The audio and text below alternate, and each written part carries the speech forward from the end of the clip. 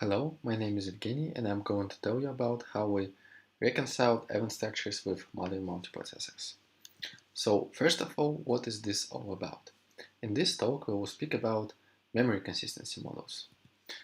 So for each read in the concurrent program, the memory model should tell us what values this read can observe. For example, given the program shown on the slide, the memory model should tell us whether it's possible for both reads to read value 1. One can argue that this should obviously be forbidden because there is no interleaving of the instructions of this program that can lead to this result. And this is reasonable choice because it corresponds to our intuition about concurrent programs. However, the real life is more complicated. All modern multiprocessors and compilers perform rigorous optimizations, and the effect of these optimizations can be observed in the concurrent setting. So, for example, the compiler of the hardware can reorder the two independent instructions in the left thread. After this reordering, the outcome when both reads read value 1 can be observed. So, if we want our memory model to be able to explain this phenomenon, we want to allow this outcome for the original program. And this leads us to the big memory model. However, the effect of different optimizations sometimes can lead to unintuitive results that are hard to capture in the formal semantics. Let's have a look at some examples again. So, first of all, for this program, as we already know, the outcome when both reads read value 1 should be allowed, because here it can be explained as a result of instruction reordering. For the second program, it should also be allowed, because here we can apply first the constant folding and then the instruction reordering again and get the same result. However, for the third program, this outcome should be forbidden, because here it appears out of thin air. There is no reasonable sequence of program transformations that can lead to this result. However, the state-of-the-art memory models for programming languages for a long time were unable to correctly distinguish these three programs. For example, the C11 memory model allows this outcome for all three programs. Recently, a major breakthrough in this field was done, and there were proposed several memory models that correctly distinguish these three programs. In this talk, we will speak about one of these models, namely the Viktor memory model. The authors of the Viktor memory model provide several results about this model. And in particular, they proved the correctness of compilation mappings from their model to the model of hardware, and in particular x86 model and model of the power. However, they only proved the correctness of suboptimal compilation mappings. Our work improves these results.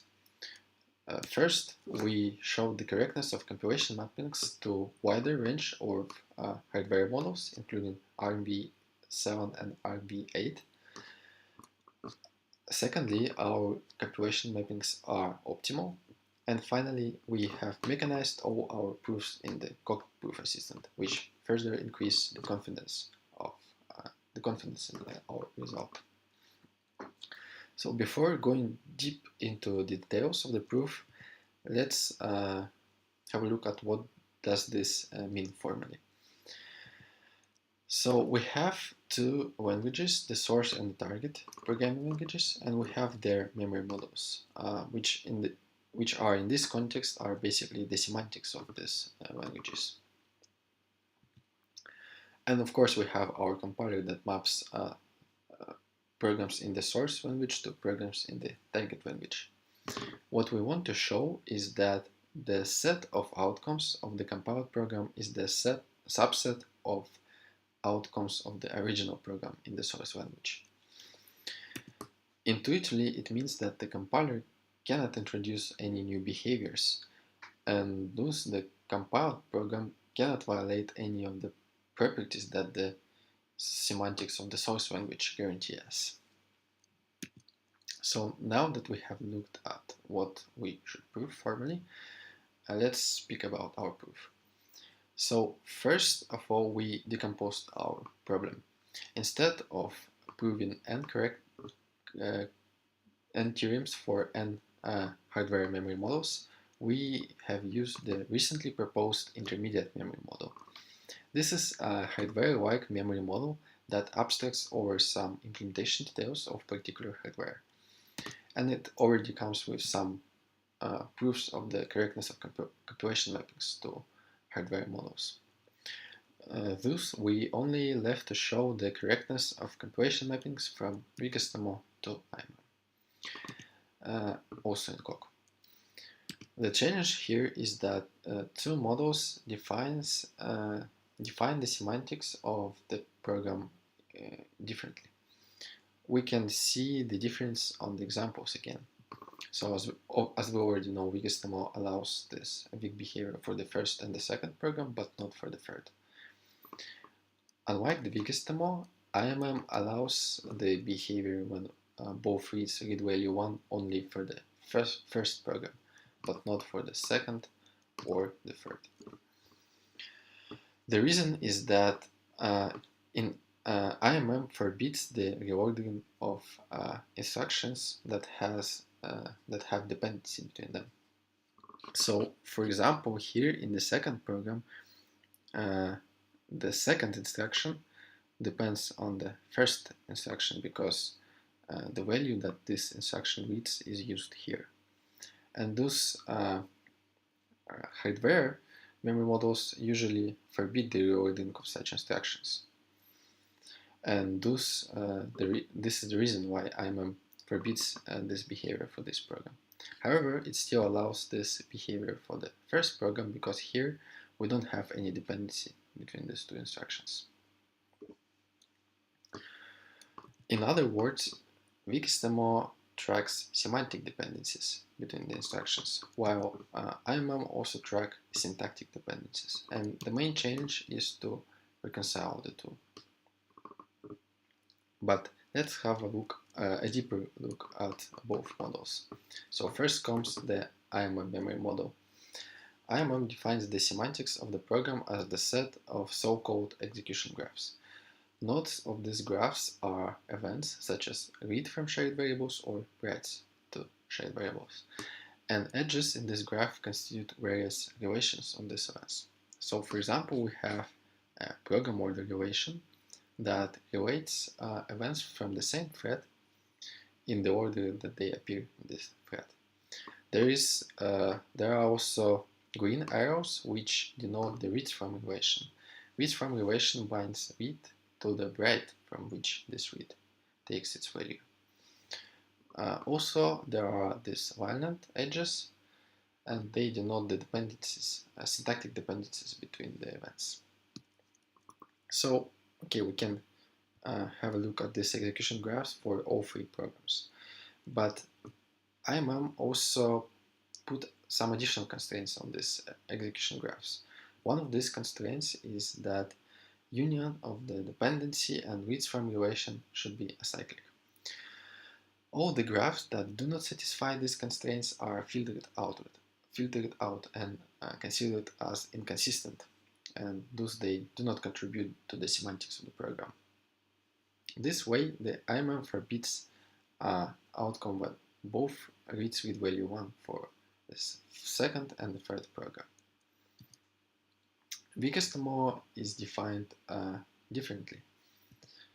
It defines the semantics of the program to be the set of event structures.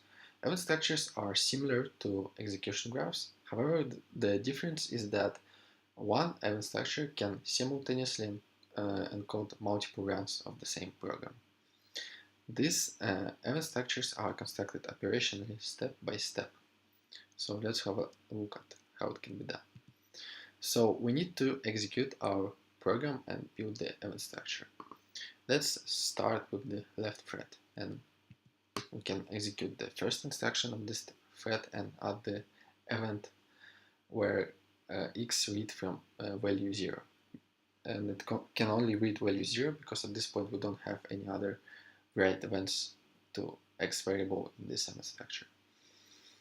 Next, we can execute the second instruction at the corresponding event. Then we can go to the write thread and execute the read. However, at this point we have a choice. We can either add read value 0 or read value 1, because now we have write to value 1 to variable y. Let's choose the second option and add this corresponding event. Next, proceed with the next instruction, and at this point one interesting thing can happen. We can go back to the left thread again and execute it one more time, but this time reading a different value. These two reads of variable x are in conflict. It means that they belong to different execution graphs and they correspond to different runs of the thread. So, okay, we can execute the second instruction again and add the event. So, at this point, we can see that the resulting event structure contains the execution graph where both reads read value 1. In fact, we can repeat this process for the second program and get the same result. However, if we will try to do this for the third program, we will fail, and we will only be able to construct an event structure where all needs read value 0. So now that we have looked at both models, let's go to the proof of the mappings between these two models. So what exactly should we prove here? We need to show that for each consistent IMM graph, we can build an event structure that will contain this graph as one of its subparts. And to do that, we will use the simulation argument. In particular, we will show that a certain traversal of the IMM graph can be simulated by the construction of the event structure. So during this traversal of the IMM graph, we will mark some events as either covered or issued. Intuitively, covered events correspond to events that are executed in order, while issued events correspond to writes that are executed out of order. There are a number of constraints on these issued and covered events. I will not present them here formally. However, we will have a look at them on the example. So in this case, first we can only issue the write event in the left thread, and we can add the corresponding events to the event structure. We will also mark these events as our candidate execution events, although they currently do not match our IMM graph, but we will fix it later. Okay, so at this point we can cover the read event in the write thread, because the write event that from which this read reads from is already issued. Let's do that, and let's add the corresponding event to the event structure and also mark it as our candidate. Next, issue this write here, add the event to the event structure. Next, we can cover the issued write because all of its predecessors are also covered. And at this point, we do nothing with our event structure or our candidate execution. Next, we cover the read event in the left thread and add the event to the event structure. However, at this point, we actually have to add more events. We have to add all the events up to the last issued event in this thread. And at the end, we mark these new events as our candidate events and remove all the conflicting events. Finally, we can cover the last right here, and at this point, again, do nothing with our event structure and our candidate execution. So now we have finished with the simulation, and we can see that indeed we have constructed the event structure, and this event structure contains the required execution graph. So, in conclusion, let me remind you what this talk was about. In this talk, we considered two memory consistency models. First, the Viktor memory model, which is programming language level memory model, which defines the semantics of the program as the set of operationally constructed event structures. Second, we had an IMM memory model, which is hardware level memory model, which defines the semantics of the program as the set of execution graphs, consistent execution graphs. In this work, we have reconciled the two semantics approaches and thus prove the correctness of compilation mappings between these two models. All our results were mechanized with the help of the COC proof assistant.